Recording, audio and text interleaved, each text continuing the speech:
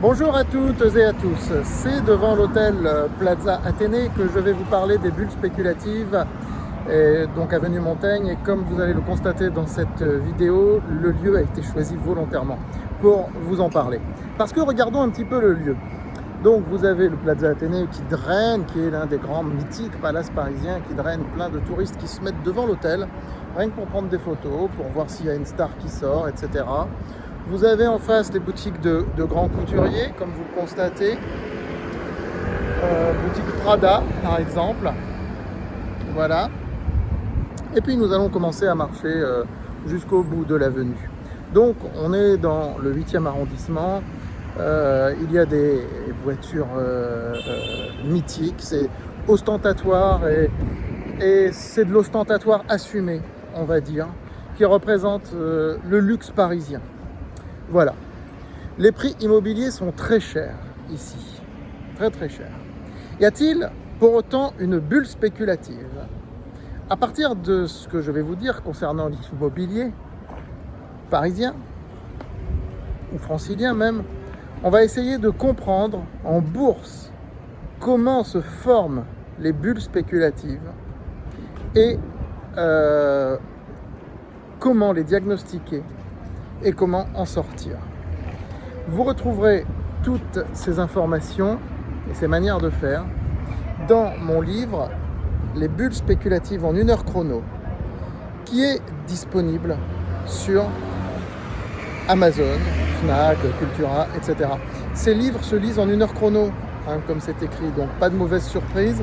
Tout est indiqué dans le titre. Ce sont des petits livres qui font une 60aine de pages qui sont faits pour être lus en 1 heure. Voilà.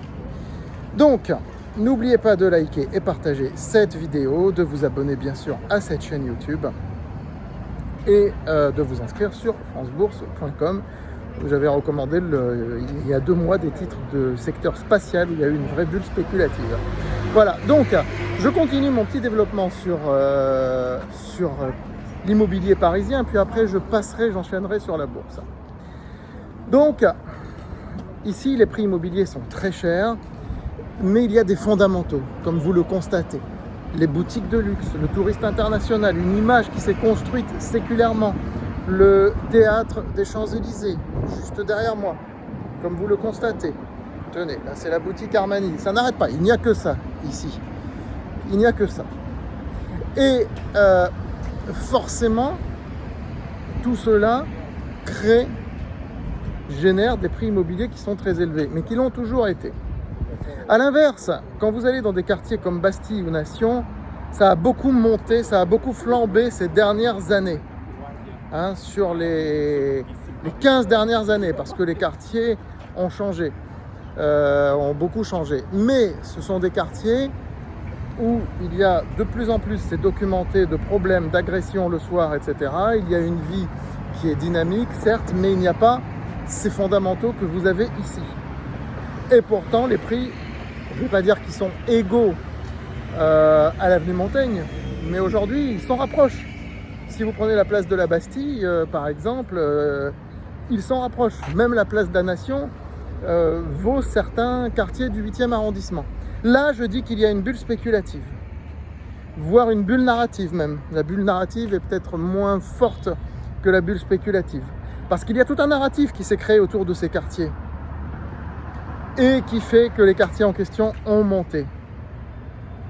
Donc en gros, moi ce que je dirais à quelqu'un qui veut acheter à Paris pour des raisons patrimoniales, c'est qu'il vaut mieux un studio ici qu'un petit 2 pièces à Bastille ou à Nation pour le même prix, en définitive. Qu'en est-il au niveau de la bourse? Eh bien au niveau de la bourse, c'est un peu le même principe. Vous avez des narratifs qui s'emballent, qui s'enflamment, parce qu'il y a un événement. On l'a très bien vu avec le spatial au mois de mai, j'ai fait plusieurs vidéos là-dessus à la fin du mois de mai. Le spatial qui a flambé littéralement parce qu'il y avait l'IPO de SpaceX qui était prévu juste après. Mais les fondamentaux des sociétés en question étaient très inégaux.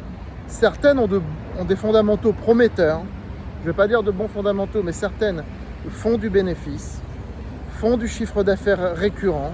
Il y en a très peu, très très peu, parce que le spatial, c'est pas encore exploité. Et pour la plupart, c'est des promesses. et uniquement des promesses. Mais tout a flambé. Tout a flambé. Vous avez vu un titre comme Virgin Galactic qui a gagné 300% en l'espace de quelques séances. D'ailleurs, ceux qui ont tenté un ticket spéculatif, un billet de loterie, comme je l'avais expliqué à l'époque, ont pu gagner 60% en quelques jours, ce qui n'est déjà pas mal. Ce qui n'est déjà pas mal. Et tout ça a flambé. Et ensuite, ça a explosé. Avant que SpaceX ne s'introduise en bourse, ça a explosé parce que c'était une véritable bulle spéculative. Je distingue la bulle spéculative de la bulle narrative. La bulle narrative est liée à une histoire que le marché raconte. La bulle spéculative est liée à une exagération sur les fondamentaux, à une part de rêve qui devient parfois complètement démesurée. On l'avait vu sur les biotech, par exemple, il y a une dizaine d'années.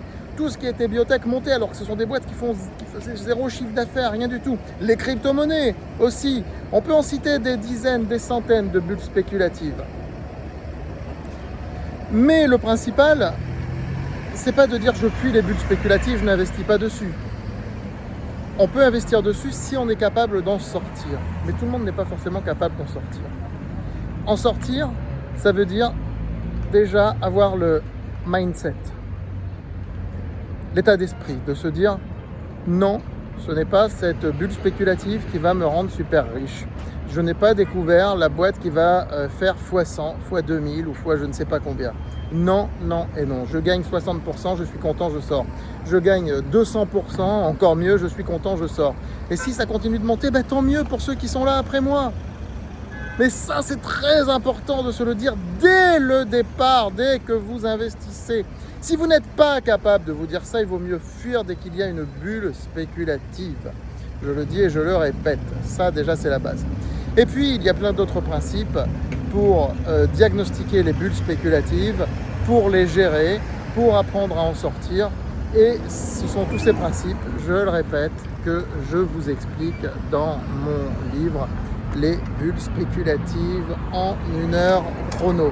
Voilà, donc à découvrir bien sûr sur Amazon. Et vous voyez que quand on termine la balade là, que je vous ai fait sur l'avenue Montaigne, on termine par la Tour Eiffel que l'on va admirer, contempler, qui elle était peut-être une bulle narrative quand elle a été créée, mais qui s'est tellement installée au bout d'un siècle et demi maintenant que ce n'est plus du tout une bulle. C'est un monument pyramidal qui pointe vers le haut, et quand vous observez l'architecture, vous voyez que c'est une pyramide fine qui pointe vers le haut, qui a été construite sous forme de pyramide avec un socle très fort qui résiste à toutes les intempéries, etc. Et cela rejoint mon autre livre sur les morphologies de portefeuille. On en reparlera si vous le voulez bien. En regardant la Tour Eiffel, on comprendra comment construire certaines formes de portefeuille. À très vite sur France Bourse TV.